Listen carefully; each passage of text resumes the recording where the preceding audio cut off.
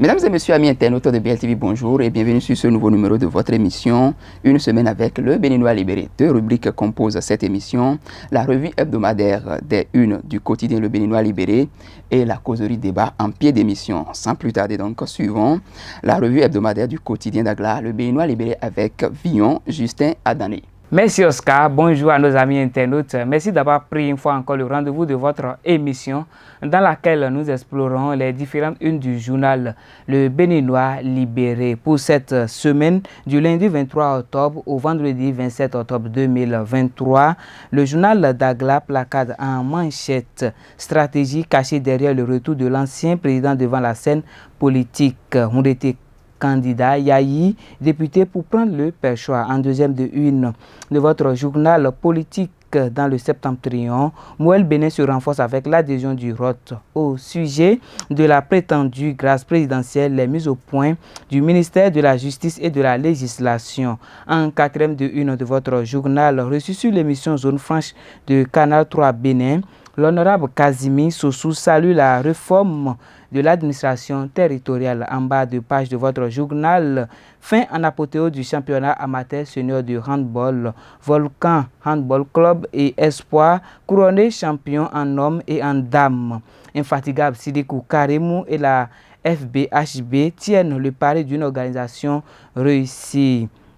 Dans les colonnes de votre journal, face aux enseignants et apprenants à Savès, Éléonore Yayi et Yves Chabi Kwaro exposent les actions du gouvernement.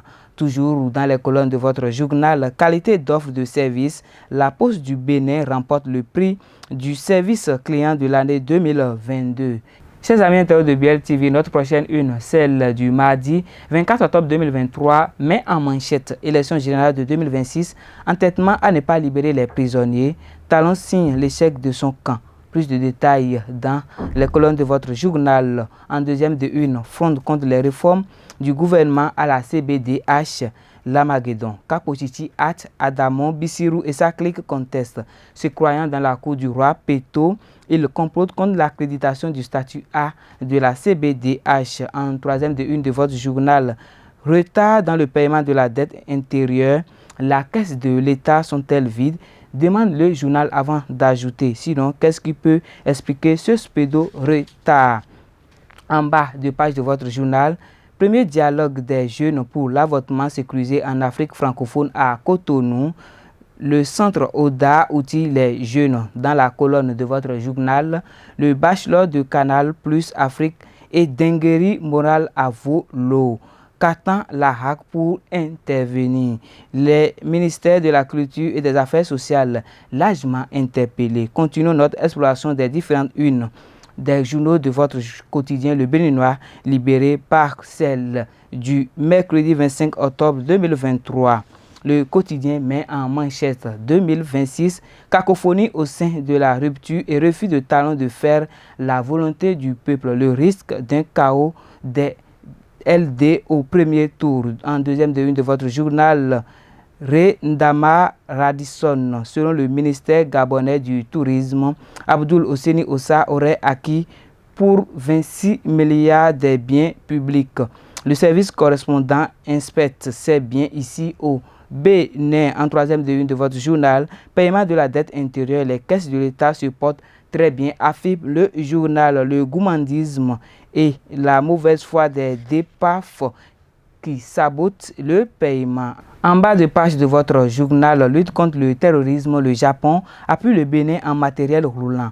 Wadaï a signé un bel accord. Une information politique dans la colonne coopération Bénin-Chine. Le BR renforce ses liens avec le PCC. Passons maintenant à la une du jeudi qui annonce une bonne nouvelle pour le peuple béninois et nigérien. En manchette, le journal titre « Crise au Niger, ça y est, la bonne nouvelle ». Talon ouvre la frontière ce jeudi. Titre le journal avant de préciser que les deux peuples seront fiers du président Patrice Talon pour ce dénouement. Les détails dans la page 5. En deuxième de une de votre journal, enquête sur les acquisitions illégales de certains anciens barons, les chefs d'accusation retenus contre Abdoul Osseni Ossa et consorts. Ismaël Osseni Ossa a vu sa résidence surveillée prolongée en attendant la prison. Toujours avec le journal du jeudi, Fatu normalisé au Bénin, le DG, Nicolas Yenoussi rappelle une mention importante. Vous pouvez lire cette mention et tous les détails possibles à la page 5 du journal. En bas de page de votre journal, prétendu financement au profit des jeunes, les mises en garde du gouvernement sur une nouvelle ANAC. Dans la colonne, vous lirez concours d'entrée à l'INS de Porte-Nouveau, liste des 111 candidats admis. Chers amis de BL TV, pour finir cette revue des unes, découvrons les différents titres de la une de ce vendredi. Du sort des étudiants du septentrion gardés en prison depuis des années, Talon n'est pas le méchant. Et que font ses collaborateurs et amis du Nord, s'interroge le journal. Olivier Bocor étant du septentrion par alliance. En deuxième de une de votre journal, libération de Rikia, Madougou, Joël Aïvo et autres, la piste que propose le gouvernement Talon. LGBTQ+. Pendant que Kouaro fait sa promotion en classe de 5e, Yahi sort la hache contre. Il dénonce un complot pour détruire les sociétés africaines. Éducation. Le journal vous propose la liste des admis au concours du certificat d'aptitude à l'inspection primaire. Célébration de la journée mondiale de l'Union postale universelle et du mois de la Poste. La Poste du Bénin présente son premier prix mondial au meilleur service à la clientèle. Les efforts de la DG Glidia couronné dans la colonne de votre émission. Chronique littéraire. La contrebasse Joseph Djogbenou. La vie d'un homme sur deux airs. Chers amis internautes de BL TV, c'est tout pour cette revue hebdomadaire. Merci de votre fidélité. À bientôt pour plus de nouvelles.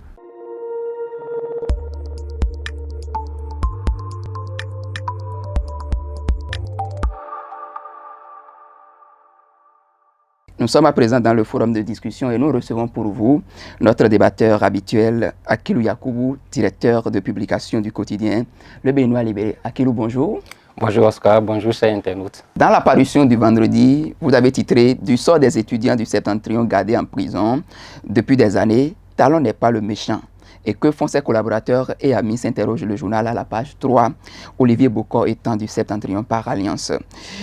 Que dites-vous des collaborateurs et amis du président Patrice Talon qui ne veulent pas réellement faire comprendre la situation que vivent les étudiants qui croupissent en prison depuis des années? Oui, en fait, nous, c'est un plaidoyer, comme je le dis, c'est un plaidoyer que nous sommes en train de faire pour ces étudiants-là, parce que ce sont des étudiants ou bien des enfants, leurs enfants qui sont en train de perdre des années en prison, donc des années d'études. Donc, normalement, pour des représentants du peuple, ils savent qu'ils doivent prendre le lead, le plaidoyer auprès du président, afin que le président puisse avoir cette sympathie-là, ou bien cette antipathie envers ces étudiants-là, afin qu'une décision soit prise pour qu'on puisse les libérer, en entendant que de l'autre côté de ces grands-là, de ces politiques comme Madougou, Aïvor et autres, les retours des exilés puissent être actés. Maintenant, ce sont eux, ces politiques-là, dont on a cité les noms et que les photos s'affichent à la une du journal, ce sont eux qui doivent faire comprendre au président qui se trouve en mauvaise posture à chaque fois qu'ils descendent au niveau de leur base. Parce que quand ils vont, ils savent qu'on leur met ce dessus-là sur le visage. Donc voilà un peu... Vous pensez qu'ils ne font rien? Bon, de toute façon, les populations diront qu'ils ne font rien parce qu'on ne voit rien. Les populations ne voient rien parce qu'ils sont toujours en prison depuis des années. Or, on s'approche des élections de 2026 où, si rien n'est fait, c'est que les populations vont voter plus pour l'opposition. Et là, ce sont eux qui vont perdre des plumes. Mais par le passé, nous avons appris qu'ils ont écrit, ils ont déposé des documents afin que le président libère. Vous ne pensez pas que c'est le président même qui ne veut pas symboliquement faire ce geste-là? Non, en fait, bon, en tant qu'acteur, en tant que collaborateur et ami du président Talon, ils ont cette possibilité-là d'aller encore voir le président pour dire que ça ne va pas au niveau de leur base et qu'ils ont besoin que le président puisse faire quelque chose afin qu'il puisse au moins défendre ses actions. C'est vrai que le président travaille, mais s'il n'y a pas cette humilité-là de leur côté ou bien du président, afin que ce geste humain-là puisse être fait pour ces étudiants-là, ils seront toujours en mauvaise posture et rien ne marchera. Tout ce qu'ils diront ne pourra pas passer auprès de ces populations-là, parce qu'on leur dira, même les étudiants, vous n'avez pas pu libérer. Si vous avez fait au moins ce pas-là, on dira que au moins au niveau des politiques, à Ivor, Madougou, ça bloque. Mais ils ont déjà fait un pas. Mais il n'y a pas de pas qui ait été fait dans ce sens-là. Voilà pourquoi ça cloche toujours. Alors, justement, à propos, on a vu la sortie de Wilfried Léon Mbouédi sur RFI. Oui, en fait, le porte-parole est sorti en proposant une piste, en disant que, bon, qu'il y a une loi qui a été prise là, cette loi qui permet la suspension des peines. Et que jusqu'à présent, qu'il n'y a pas eu de demande dans ce sens-là. Mais ce que peut-être les mouvanciers ou bien le porte-parole doit savoir, c'est que jusqu'à présent, il y a des gens qui n'acceptent pas encore cette condamnation-là. Tant que la personne n'a pas accepté sa condamnation, elle ne pourra pas faire cette démarche-là qui démontre encore que cette personne-là reconnaît ce qu'on lui reproche. Or, au niveau, quand vous prenez ces acteurs politiques, de même que, bon, de toute façon, ces étudiants-là, on les prend comme des politiques. Ils ne reconnaissent pas ce qu'on leur reproche. Terrorisme et autres. Quand on voit ce terrorisme-là, ou bien ces attaques djihadistes dans le septentrion, on se demande quelle forme de terrorisme c'est. Voilà, c'est ce qui taraude les populations au niveau de dans leur tête. Est-ce que dans ces conditions-là, on peut avoir un dénouement facile, un dénouement heureux avant la fin du mandat du président Patrice Talon? Oui, en fait, tout est possible. Parce que, quel que soit X, Y, c'est le président qui aura toujours le dernier mot. De toute façon, ce sont ces partis qui contrôlent l'Assemblée nationale. Les démocrates ont déjà fait un pas en déposant une loi d'amnistie au niveau du Parlement. C'est aux partis, ils n'ont que 28 députés, alors que les autres ont plus. Ils ont la majorité absolue, je dirais en quelque sorte. Donc, tant que si le président leur demande de faire un geste ou bien d'aller dans le sens de cette loi d'amnistie-là, que les étudiants aussi veulent, de même que ces acteurs politiques-là, ils le feront. Maintenant, bon, on ne dira pas que c'est au niveau de l'Assemblée, comme le porte-parole a eu à le dire, que c'est au Parlement de faire ce geste-là. Non, mais il peut y avoir aussi un ordre venant du président, afin que la démarche puisse, comme pour le vote du budget, que ça soit une mesure accélérée. On a déjà pris une loi d'amnistie par le passé, donc ça veut dire que c'est encore possible qu'on puisse prendre une loi d'amnistie qui effacera le cahier, bon, ce qu'on reproche à 16, voilà, toutes les peines, et ça remet tout à zéro. Voilà ce que les populations veulent, et c'est ça en fait ces acteurs du septentrion-là doivent faire comprendre au président. Parce que, comme on le dit là, quoi qu'on dise, quand vous analysez ces jeunes-là qui sont en prison, c'est de cette partie-là du pays-là, et ce n'est pas honorable. Parce que vous voyez, cette fibre-là, elle est parfois sensible. Quand on tire sur cette partie, et cette fibre régionaliste-là, c'est sensible, même au niveau des médias, quand vous les traitez. Mais il y a une réalité qui est là. Évaluez, et vous verrez que c'est de cette partie-là. Nous ne voudrons pas tirer, mais c'est toujours un appel dans ce sens-là. C'est pour ça que nous relayons le plaidoyer de ces gens-là, afin que le président puisse réellement sortir la tête haute. Akilou, on vous aura compris, on prend la direction de Parakou. Nous avons en direct le directeur du groupe de presse Le Béninois Libéré dans le septentrion, Arnaud Koumonji. Arnaud, bonjour. Qu'est-ce qu'on peut retenir de l'actualité que vous avez traitée au cours de cette semaine? Oui, bonjour Akilou, bonjour Oscar, bonjour chers amis téléspectateurs. Alors ici, comme la semaine dernière, beaucoup de sujets ont occupé les esprits, ont occupé l'espace médiatique, l'espace politique. Alors, celui qui a plus, je dirais, ce qui a le plus attiré mon attention, ou je dirais a occupé un peu l'esprit des citoyens du septentrion, je dirais plutôt précisément Parakou, c'est la présence remarquée de la société de gestion des, comment dirais-je, des déchets et de la salubrité, qui s'est fait beaucoup remarquer depuis son installation. Elle a démarré les activités cette semaine. Les gens ont remarqué leur présence parce qu'ils ont commencé par nettoyer les artères de la ville de Parakou. Je vais citer un exemple, comment dirais-je, le carrefour Papini, le camp Séropéra, où les agents de cette société, la SGDS, ont nettoyé les abords de ces rues-là. Ça a été vraiment beaucoup apprécié par les gens parce que nous venons, comme vous le savez bien, de finir la saison des pluies et les herbes ont poussé et il y avait un peu de ces trucs, un peu brosselés un peu partout. Donc ils ont entamé, ils ont nettoyé toute la clôture du camp Séropéra, comment dirais-je, le carrefour Papeli. En tout cas, c'était des endroits, ils ont démarré ces activités-là et ça a été beaucoup apprécié par les populations de Parakou. En fait, comme vous le savez bien, il y a la salubrité et puis la question de la sécurité qui préoccupait les populations de Parakou.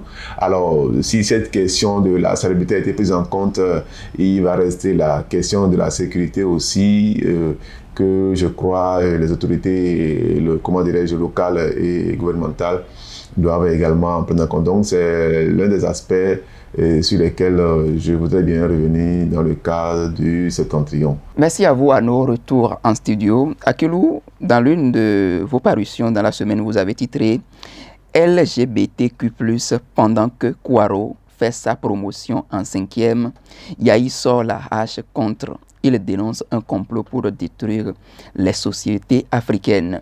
Pourquoi vous pensez que Yahi a sorti sa hache? Y a-t-il la guerre? Oui, bon, en fait, Yahi est en train de dénoncer l'homosexualité qui est en train de prendre du pas.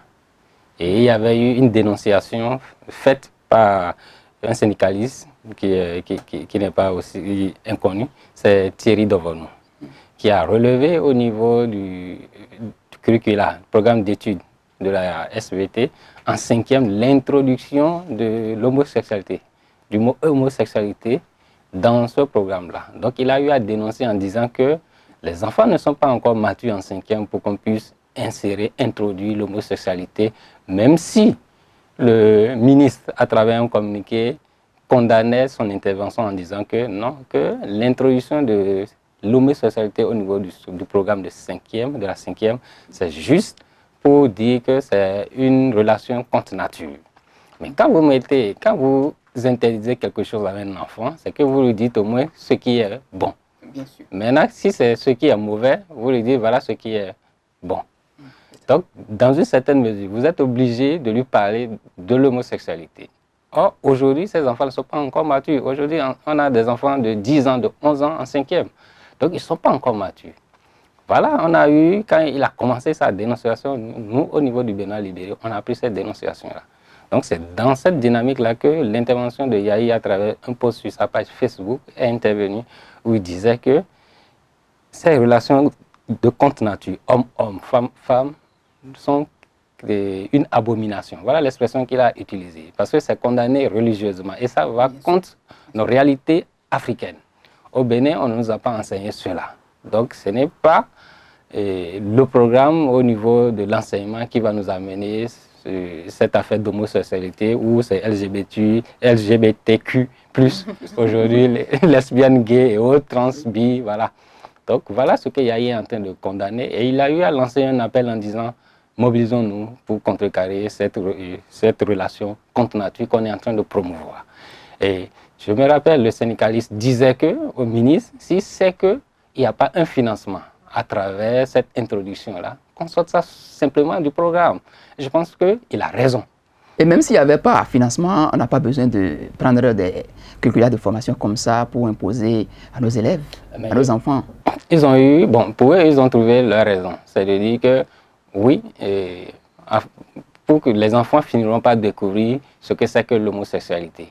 Donc, il vaut mieux prendre le lead. Ça veut dire prendre le devant en disant, voilà, cette réalité-là existe. Oui, mais est-ce qu'on a besoin? Si les enfants l'apprendront à travers les médias, mais c'est à partir d'un certain âge. Il ne faudra pas forcer cela pour déjà condamner notre société. Parce que si ces enfants-là commencent à adopter l'homosexualité, c'est foutu pour la société africaine. Voilà, c'est vrai que le lobby gay ou bien homosexuel est puissant, mais il ne faudra pas qu'on puisse céder face à ce lobby-là. Ce n'est pas parce qu'aujourd'hui, en Occident, beaucoup de dirigeants se réclament de cette catégorie-là. Donc, il faut l'accepter au niveau du Bénin. Moi, c'est pour ça, hein, quand vous prenez l'Ougandais, Yoweri Museveni, quand il a pris cette décision-là de condamner cette affaire-là, bon, les gens ils se sont levés, il y a eu des pays qui ont coupé leur financement, mais est-ce que ça va? Est-ce que ça va avec nos réalités? Non. C'est une relation que les gens sont en train de promouvoir, mais qui n'est pas africaine. Donc, normalement, on devait se lever comme un seul homme pour dire non. On peut tout accepter, mais pas ça là quand même. Ça c'est vrai, parce qu'aujourd'hui, on dirait que c'est comme une gangrène qui est là, parce que les élèves, déjà entre eux jusqu'à l'université, beaucoup de choses se passent. Donc, si le ministre, en tant qu'éducateur du moins, commence à enseigner ou autorise, c'est comme si on veut titulariser. On veut autoriser, comment on appelle, le concept LGBT au Bénin. Oui, en fait, c'est ça. En fait, la dénonciation est là, mais pour le moment, il ne cède pas. Parce que je n'ai pas vu un mouvement qui est allé dans ce sens-là, après tout ce que le syndicaliste Thierry Devonou a eu à faire et par rapport à tout ce qu'on a eu à écrire. Parce que nous, on a traité le communiqué du ministre de blabla. Ça ne nous convainquait pas. Ce n'était pas convaincant, ce n'était pas un communiqué convaincant. Donc, il leur reste encore à convaincre au niveau des populations. Et ça ne pourra pas passer. Moi, je le répète comme le syndicaliste Devonou, c'est que s'il n'y a pas d'intérêt là, sortez seulement ce programme-là, sortez seulement cette expression-là du programme de la 5e.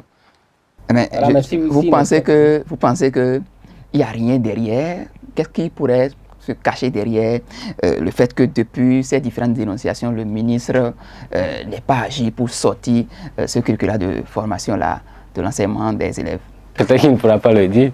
Peut-être qu'il n'a pas la main libre. Ça doit être ça. Sinon, avec ces dénonciations-là, et eux-mêmes savent que c'est religieusement, cela est condamné, est traité d'abomination.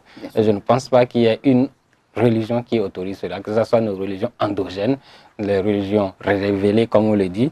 Voilà. Donc, tout est condamné, que ce soit chez les chrétiens, les musulmans et autres. Donc, même au niveau de nos religions endogènes, cela est condamné.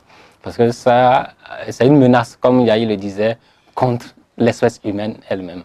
Parce que les relations homme-homme, ça ne va pas procréer, ça ne va pas induire à une procréation. Donc, et aux relations femme-femme, même chose aussi. Donc, si on promeut cela, c'est une décadence qui s'annonce pour nos sociétés africaines aujourd'hui.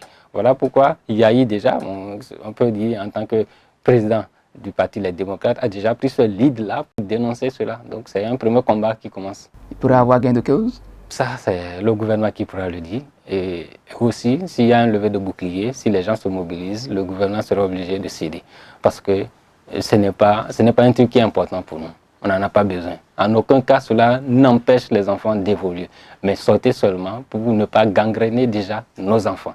Et je me rappelle dans une vidéo, quand Emmanuel Macron, la vidéo est disponible sur YouTube, sur la toile, où Emmanuel Macron demandait à des petits-enfants, est-ce qu'il y a des enfants qui ont des parents de même sexe?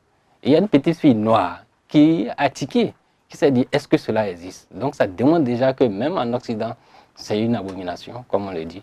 Et plus même aux États-Unis, les républicains condamnent cela. Donc Donald Trump était tellement contre cette réalité-là. Merci à vous, Akilou. C'est sur cette dénonciation et interpellation du ministre Kouaro que nous mettons un terme à ce numéro de votre émission. Prenez le rendez-vous du prochain numéro. À très vite sur les programmes de BLTV.